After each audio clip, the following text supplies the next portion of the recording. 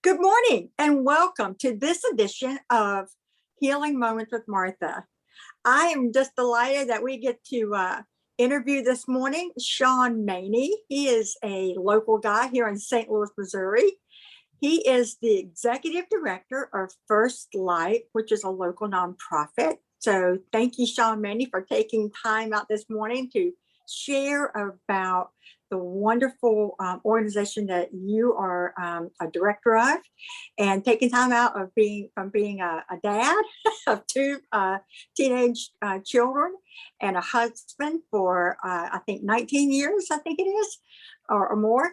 And so we thank you for taking that time out this morning from your busy schedule as dad and husband to hang out with us. And I look forward to hearing what you have to say to the community here in St. Louis about First Light. And again, welcome, Sean. Thank you, Martha. It's so nice to be here with you. It is truly. I really appreciate I was just thinking about the first time we met. I don't know if you remember or not, but how God brought that about.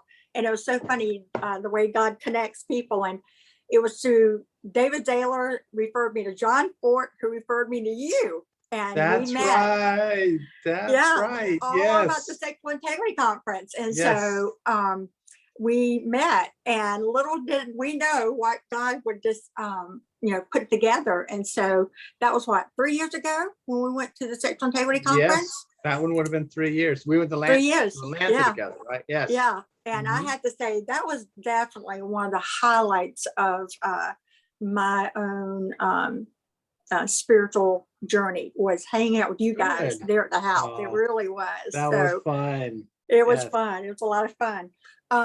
So let's talk about First Light. Tell us, briefly, a little bit, a minute or two of the history of First Light, how it came to being, and how did you end up coming on board, and why that particular ministry for Sean Maney? Oh yes, sure.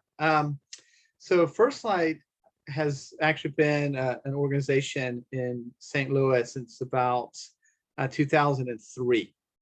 And it emerged because a group of local pastors and some Christian counselors were concerned about how the church was responding to people who were struggling in the area of sexuality.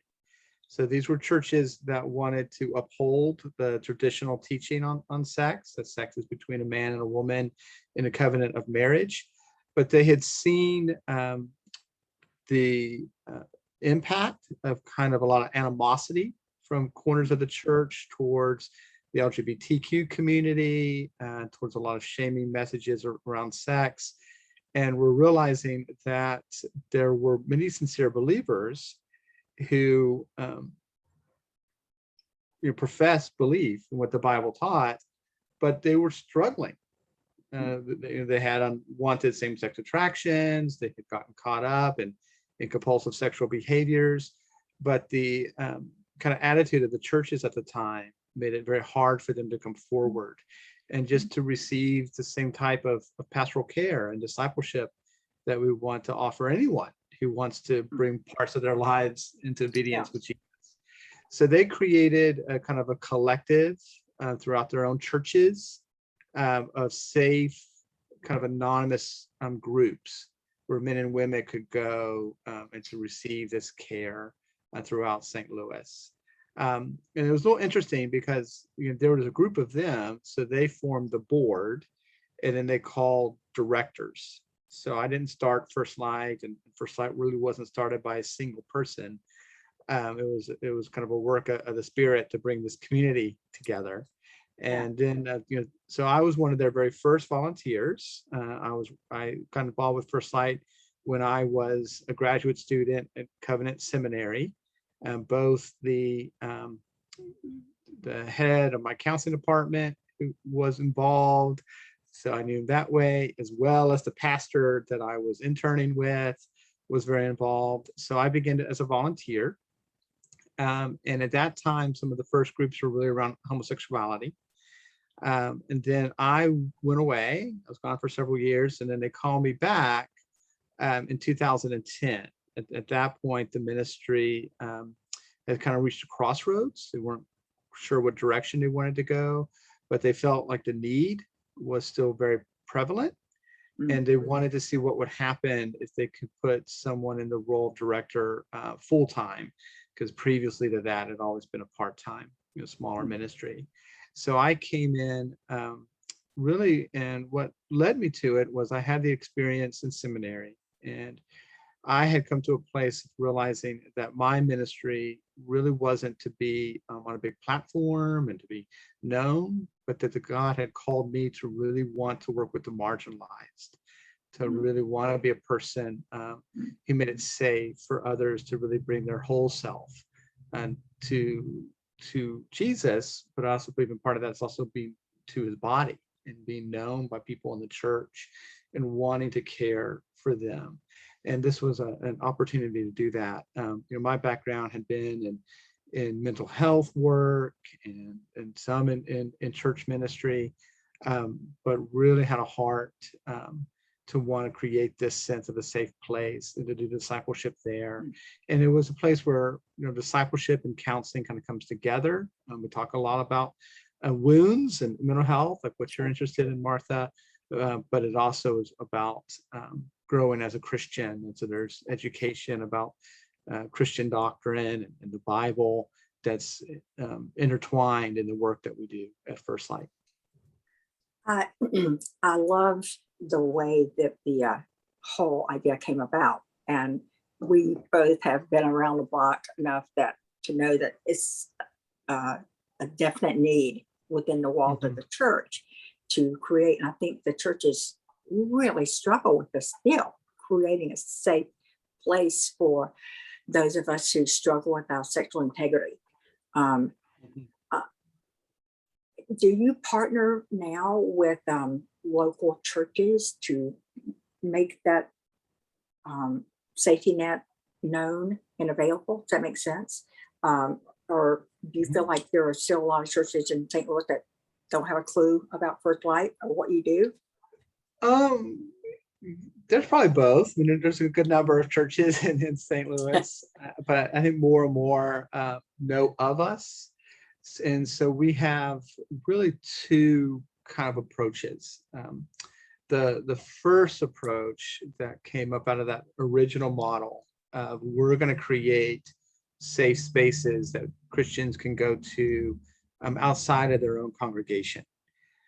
We've grown that through the years. So we have a large men's community that does various types of support for those men and education.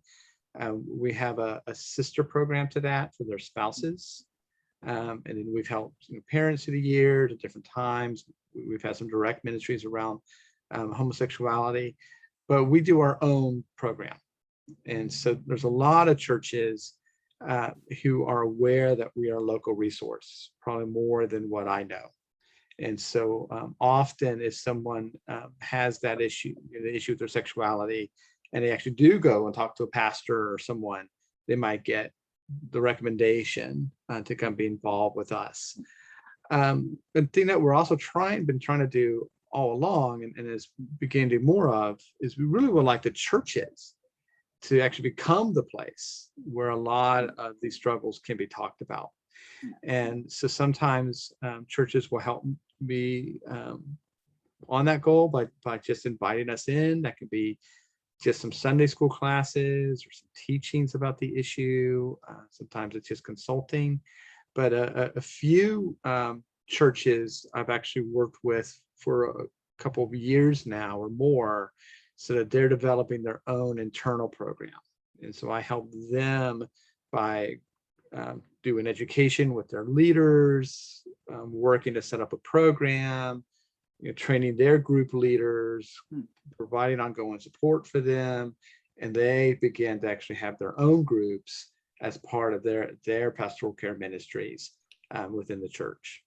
That is just fabulous. I mean, I just cannot tell you how excited I am to hear of that. And if I remember correctly, when we met 3 years ago, you were just bringing on Sherry Montague. Sherry. Correct. Sherry, yes. And I always mispronounce her name. Bless her heart. She's so kind. She never So anyway, but with Cherie. And so that was another aspect to add to the ministry there, and a much needed one.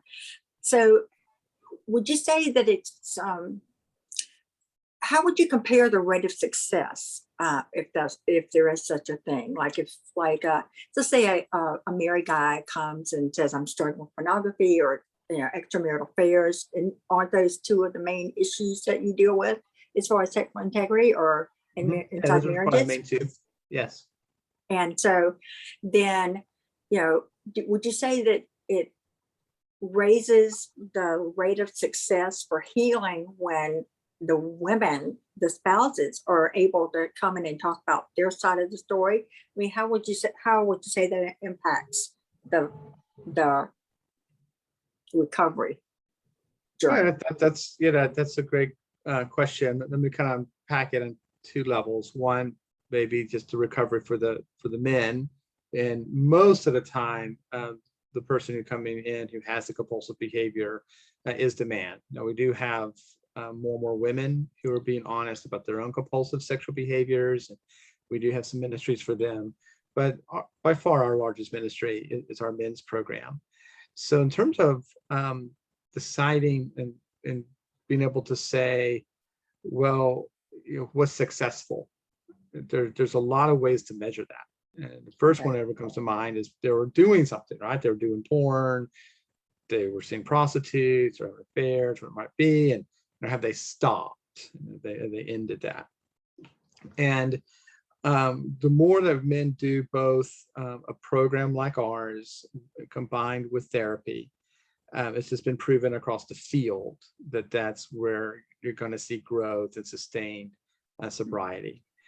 Now, the real truth of it, not just in First Light, but any program I know, is that's not an immediate thing. It's not like coming in and, after 10 meetings or 100 meetings, stop.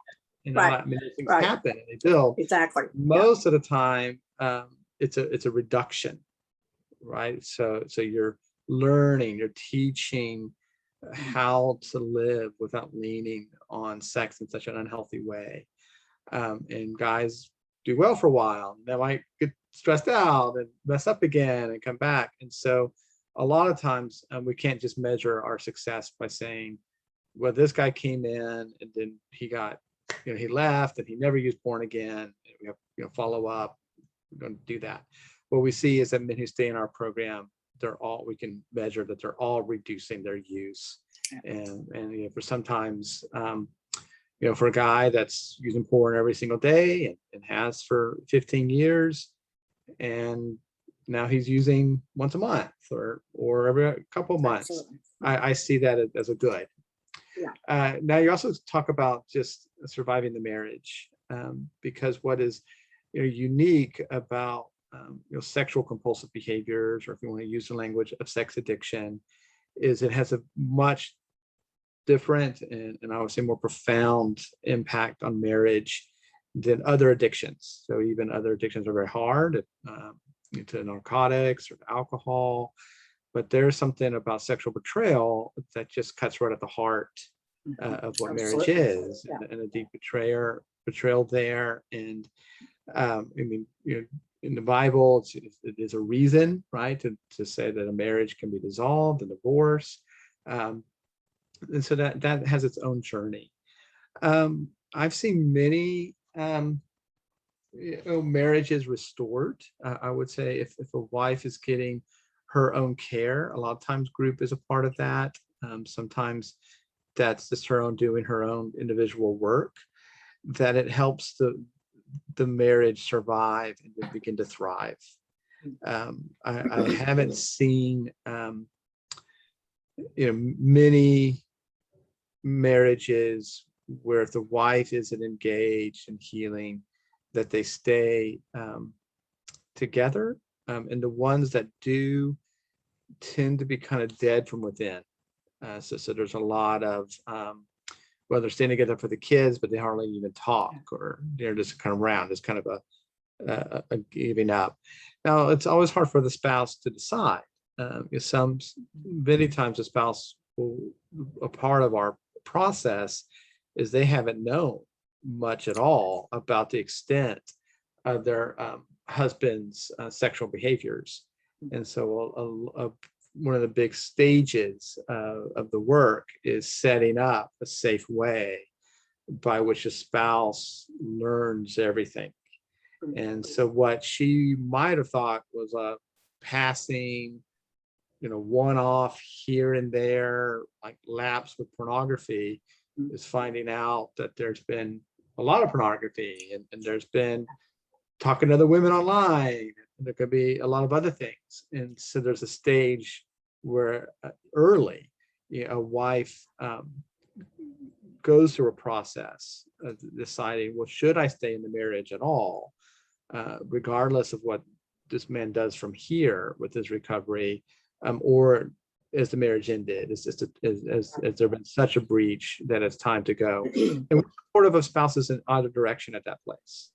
We help them, and some can still heal even if they're gonna have chosen divorce. Often their churches have been talked to and are like, yes, you have grounds here for divorce. And then others come and they say, no, yeah, I want to work on this too. I don't want the marriage to end. And so, but I know I have to go through my grief. I'm carrying the bitterness and the hurt. I can't trust again. Can we work that and then kind of do the reconnection with a husband who is being honest, who is doing the work to put to death these kind of sinful patterns in his life. And in that place, marriages do tend to grow and get better. And I was going to say, the conversations that I've had with women, and just even as part of my own journey and part of just, again, people I've talked with, and as I do the podcast, the narrative that is told to women that is still prevalent, I think, in our culture, and even from the churches sometimes, are the women, or the snide remarks about, oh, you don't know how to keep your man, or that fallacy. Yes. Or you don't. And so there's this huge guilt, I think, that women suffer, have to deal with when they find that their spouses have been untruthful for whatever reason, and for every one time, is that, oh my gosh, what did I do to cause him to wander? And I think that that is just a big fallacy that we have just got to squelch. that narrative needs to stop. Absolutely, Martha. I couldn't agree more. It's based on a lot of bad teaching. I think about even what the Bible teaches about marriage as being really a mutual covenant and coming together in trust. But it really has nothing to do too with how a man's compulsive sexual behavior emerges.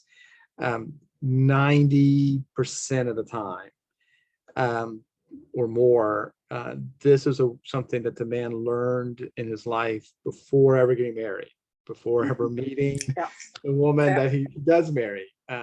Most of the time it's beginning pretty early in adolescence, particularly with the rise of the kind of internet age and how accessible pornography is, and how ubiquitous it is. So men learn to use porn, and they go to that as a way of coping. They often think when they get married, it's going to just magically go away. They're going to be, maybe because they're going to have sex now, or they're going to be happier. But what inevitably happens is stress comes back in their life, and they fall back on using porn as a way of coping and keeping that hidden. And it really has nothing to do at all with the wife, and particularly her sexuality. It's a completely different kind of phenomenon. It's just they come together. But putting pressure on wives to think that it was their fault is really at the level that I would call spiritual abuse. It's an unfair burden. Yeah, absolutely is.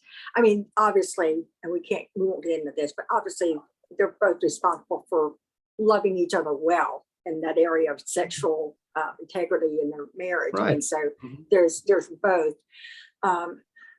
but and I'm glad that you mentioned the fact that this is a learned behavior. It's typically starts very early in childhood, and I know from you probably know Nate Larkin, at least know the name. Sure, of course. Mm-hmm. I know from talking with him, a lot of times, and other men that I've talked with that struggle with pornography and unwanted sexual behaviors, that a lot of times that there's been that they were sexually abused, that something happened early on Sure. that maybe was not discovered or even mentioned, and that or do you find that common thread with the men that you work with there at First Light? Or would you say that was a factor? When you talk about actual like sexual abuse or physical abuse, it's less with the men. It is almost always there with a woman who has compulsive behaviors, to some extent. Things that's changing a little bit. The main thing with men is not always that they were abused and then early sexualized and then are reliving that through the porn. That does happen. And so if there's a listener out there and going, yeah, that's my story, I'm not trying to say that doesn't happen or belittle that. But if you're asking Martha what's most common, what is most common is childhoods marked by emotional neglect. It's emotionally about an emptiness and a need for some form of emotional care that so like more of an emotional abandonment parent. I mean, kind of sort of, abandonment, and this is not a throw parents under the bus, terrible parents. Right. It's I get that. Since Adam and Eve, we've all had broken parents. And absolutely. I'm a parent with teenagers. I'm a broken parent. I'm quite aware now at this stage. Absolutely. Of not being a perfect parent and things. But, one way in which when we are learning to deal with the stresses of life and disappointment and rejection and hurt is to escape into that with fantasy. And for those of us that created a compulsive use with porn, it's just those fantasies got sexualized a certain place. And then the use of masturbation to calm anxiety, to feel better, to escape the pain. So even in my story, and I was fortunate to come kind of right before the cusp of the internet age. So my issues with compulsive sexual behavior weren't nearly as bad as many others, but like pretty typical. Had exposure in kind of middle school, and would try to get my hands on the Playboy magazines and the Penthouse there. And that's kind of what I'm saying. If I had chance to get on the internet, it would have been a completely different thing. But with the pornography that I was using, along with other things like food and just associating with television for long periods of time, it took me a long time in my healing to say, oh yeah, I developed those things, but they were also within a family system. My parents were going through a divorce at the same time, and there was a lot of drama in the family. So it was helpful to the system and even for me to kind of be out of the way. It's okay, Sean's doing all right. He's fine. Well, the way I learned to do that was to kind of take care of myself.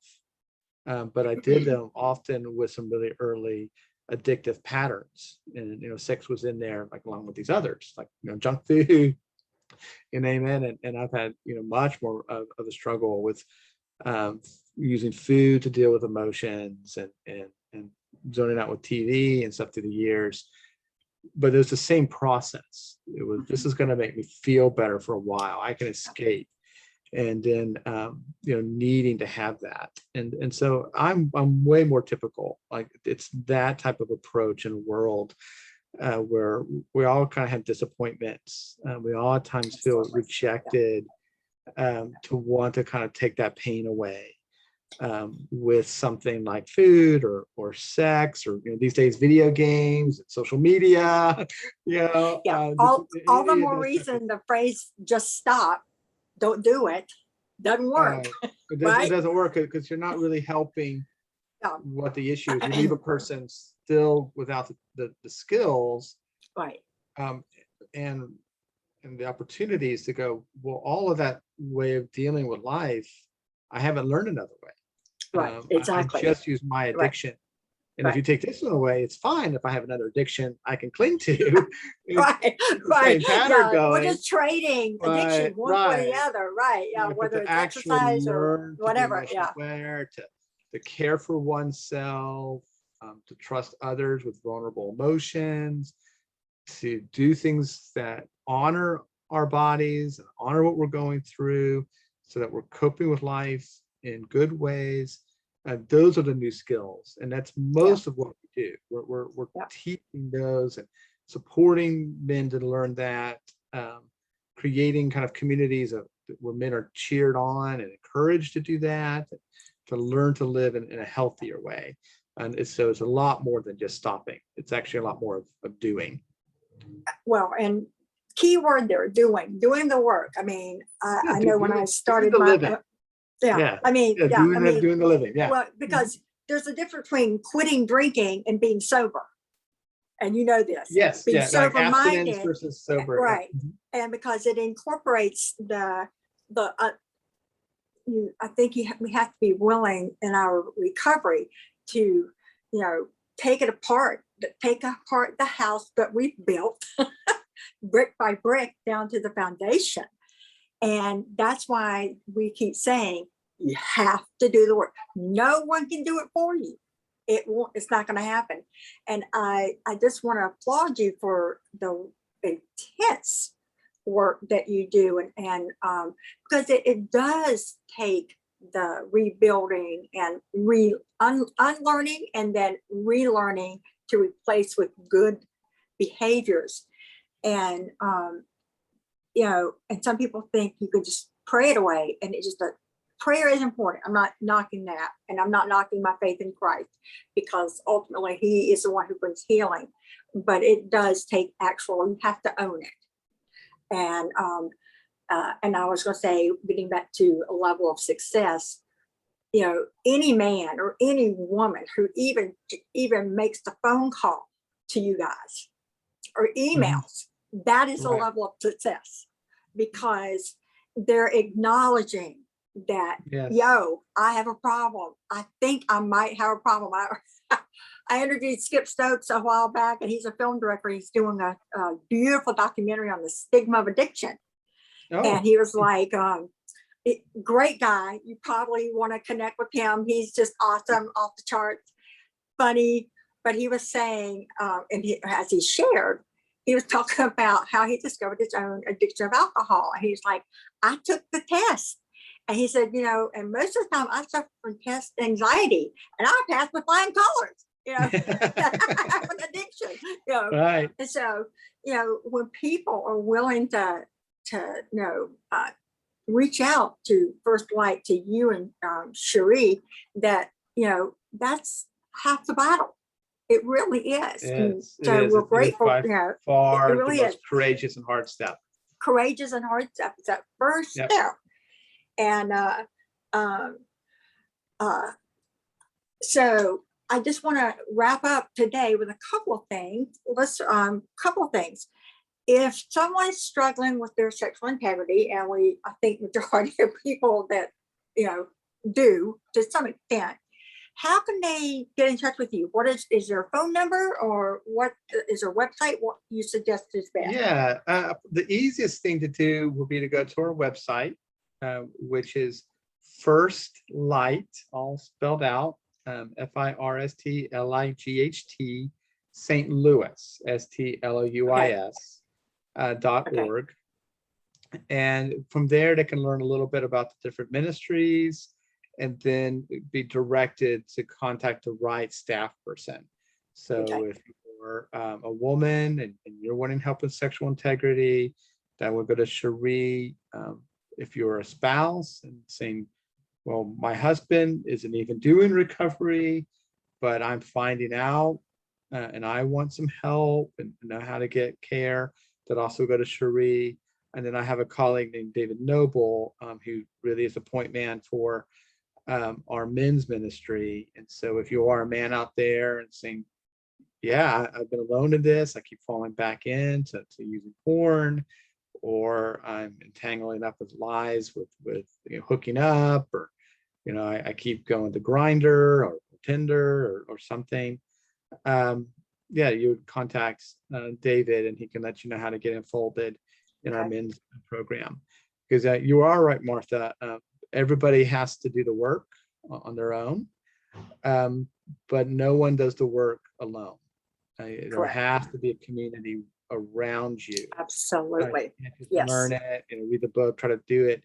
To do the work of coming out of being alone, you need others. To understand connection, you need others. So you need to have a community. And if First Light's not the right community for you, we'll meet with you and talk with you. I mean, we are very faith-based. If someone is not looking for that, we can tell them about other communities in St. Louis, other resources. We can help them find the right counselors, and we're happy to help you. We just want them to get plugged in and not trying to do this alone. Absolutely. Yeah, the church can feel like a very, very lonely place. It can. I'm kind of laughing about every like, Sunday. This is so true. Yep, on a pew with the thought of, well, if everybody here really knew me, and they would reject me, they'd run me out of here.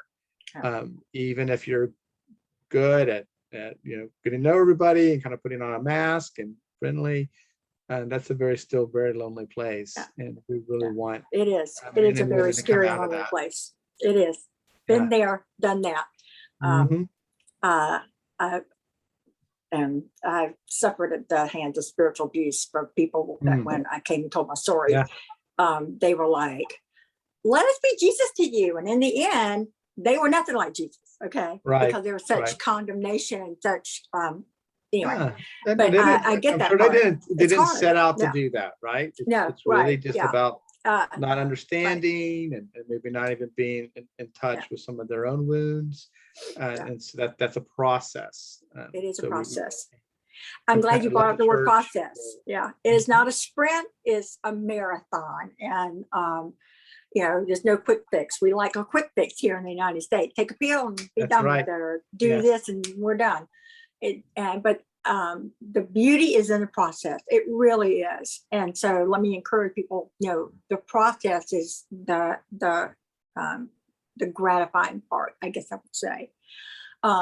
You also have a fundraiser coming up for First Light. I know last year, because of COVID, we had to cancel. It canceled, and I was really disappointed because I was supposed to come. And so, tell us about your fundraiser, when and where, and how can we show up?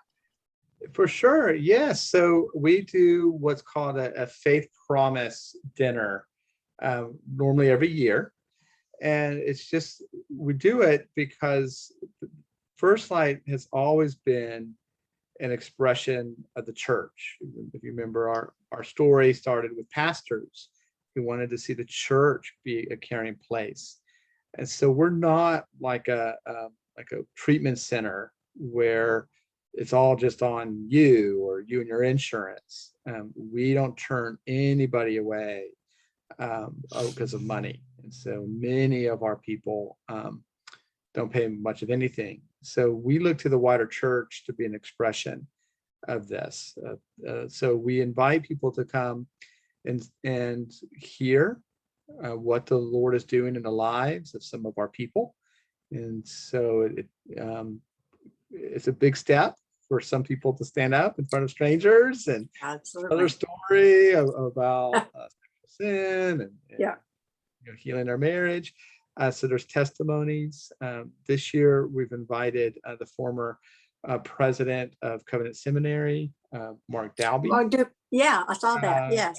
To talk about really the need of being able to address sexuality well and how ministries like First Light really do help all of our churches to thrive and grow.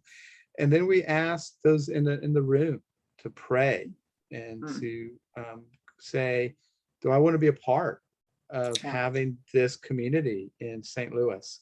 It's very unique, and there's not many places in the country that have things similar to First Light. And as you're praying, we ask you to just say, will the Lord provide funds through you, to begin to ask, okay, will a gift come? And maybe that's praying for an unexpected gift, an unexpected money that comes in, and just saying, if something unexpected comes, I'm going to give it to First Light this year. Or maybe it's just the expectation of going to have more increase in sales or something else. But pray through that, and then we begin to follow up with you and pray with you, and we tell you about the way the Lord answers those prayers in other people's lives throughout the year. And then when we come back together at the end of the year, we give thanks for how the Lord provided for us through the people that are in this community. And so if you have people who want to see the church be a safe place, maybe people who have been touched by the pain of sexual sin, or just people that are like, yeah, this is what the church should do. Please just go to our website, email us, say you would like to come. We can give you the instructions there. It's on the 30th of September at a banquet facility. Is it Maplewood or Maryland Heights? Maryland Heights. Maryland Heights, yes. Yeah, it's in Maryland Heights. Great. Yeah, I'm looking forward to it. It's a dinner and all that too. So we do need RSVPs. It's not just to kind of come. And there are gluten-free and vegetarian options out there. So on the website, I saw. So don't let that keep you from showing up on the 30th at the fundraiser for First Light here in St. Louis. I'm looking forward to that. And I'm going to be putting that on my website temporarily, and also on my Facebook page, just so you know, to help you guys get the word out. And one last thing, and we'll wrap it up. The Sexual Integrity Conference. I'm really excited. It's going to be here in St. Louis next year, and I'm excited about volunteering with that. Tell us a little bit about what exactly, if you can put it in like 2 minutes, what is the Sexual Integrity Conference? And why do we want to go? Right. So like I just said, there is not many ministries in the nation that are addressing sexual issues. And it's sad because the stats about for how many people in the church are impacted by pornography are pretty overwhelming. So what the Sexual Integrity Leadership Summit is a gathering where ministries like First Light come together, and we are kind of cross-training. We're helping each other. We're bringing in speakers who can train us and help us.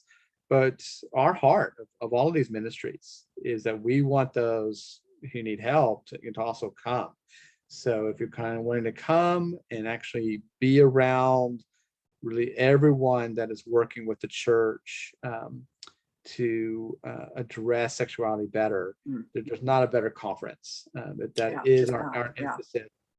Particularly if your heart is like ours and say, we really would like the church to do this. We'd like the church to proclaim her sexual message and to help people and to grow. And it's all the like-minded people.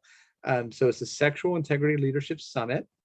It's the last Thursday, Friday, Saturday of April at Grace Church in Maryland Heights. You'd want to go to the Sexual Integrity Leadership Summit website to get information about that. And it's partnered with a group called Christian Sex Addiction Specialist, which is a Christian group that certifies counselors in the area to address sexual needs. And so they also bring in a speaker. They're doing workshops around the same time. So you really get both. You get those kind of working in the church, as well as, well, what's happening professional. yeah, in treatment to couples. Okay. How do we help spouses and husbands, come through this and connect and have healthier marriages? Both are there together because we really want to express a partnership between the local church and the work of counseling ministries, to bring restoration and healing Okay. around sexual brokenness. I am so looking forward to that. I know that when I went, I didn't know anything about it, and David Thaler, who was going to be one of the break off speakers, anyway, invited me to go. But just to hear Julie Slattery, isn't that Yep. correct? Right. Dr. Julie and Jay Stringer. Spring, yes. Oh, he was off the chart by far. Mhm. He was just incredible. But aside from that, too, like I mentioned earlier, the fellowship that we shared in our little group, and I remember standing in the kitchen. I was cleaning up from lunch and watching you do your thing with the pastors that were there as a part of our group, and I was like, wow, this is beautiful. I mean, it's sacred work, but it's also beautiful work to watch and be a part of. And so thank you for what you and Cherie do. It is much, much needed. You probably don't hear thank you enough, but thank you for your willingness Thank you, to Martha. serve. And again, thank you for wanting to use your platform to allow us get the message out. It's not Absolutely. easy to talk about sex No, and it's not. pornography.